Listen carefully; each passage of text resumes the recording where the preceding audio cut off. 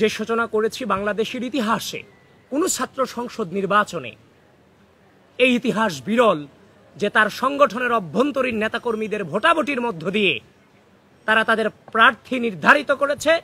মানে আপনি একটি গণতান্ত্রিক প্রক্রিয়ার নির্বাচনে যাওয়ার আগে আপনার অভ্যন্তরীণ ভোটাভুটির মধ্য দিয়ে সেই প্রার্থীগুলোকে নির্বাচিত করা হয়েছে। এটা বাংলাদেশের ইতিহাসে নিঃসন্দেহে বিরল। তো সুতরাং ঢাকা বিশ্ববিদ্যালয়ের ইতিহাসে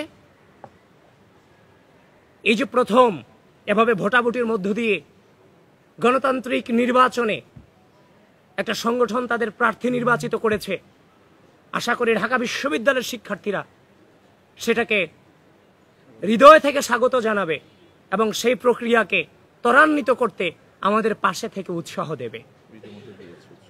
এবং সবসময় আমাদের পাশে থেকে ঢাকা বিশ্ববিদ্যালয়ের শিক্ষার্থীরা সে উৎসাহ দিয়েছে বলেই আমার সংগঠন এত বড় সিদ্ধান্ত নিতে পেরেছে।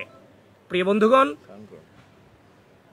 আমাদের এই প্যানেলে আমরা যথেষ্ট অন্তর্ভুক্তিমূলক প্যানেল করার চেষ্টা করেছি।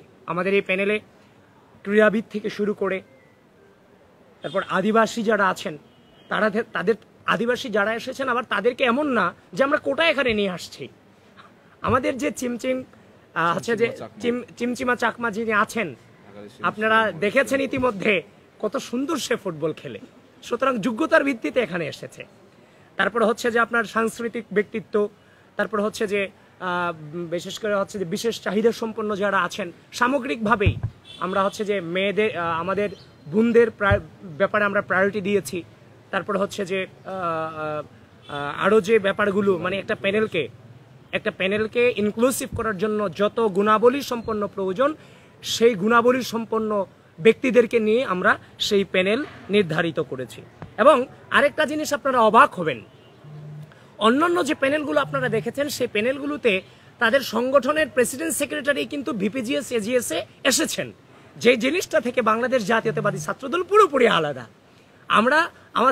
আমরা আমাদের জায়গা থেকে আমাদের যারা সংগঠনের প্রেসিডেন্ট সেক্রেটারি যারা আছেন তারা কিন্তু ইচ্ছা করলেই ভিপিজিএস এজিএস হতে পারতেন, কিন্তু তারা বর্তমান পরিবেশ পরিস্থিতি এবং ঢাকা বিশ্ববিদ্যালয়ের শিক্ষার্থীদের চাহিদা অনুযায়ী তারা তাদের জায়গা ছেড়ে দিয়ে তাদের নিজেদের মধ্যে একটি নির্বাচন প্রক্রিয়া সম্পন্ন করে তারা তাদের জুনিয়রদেরকে সামনে এনেছেন এবং শিক্ষার্থীদেরকে নেতৃত্ব দেওয়ার জন্য সেই সুযোগ তারা করে দিয়েছেন, যার কারণে বাংলাদেশ জাতীয়তাবাদী ছাত্রদলের প্যানেলটা অন্যান্য সকল সংগঠনের প্যানেল থেকে সম্পূর্ণ আলাদা।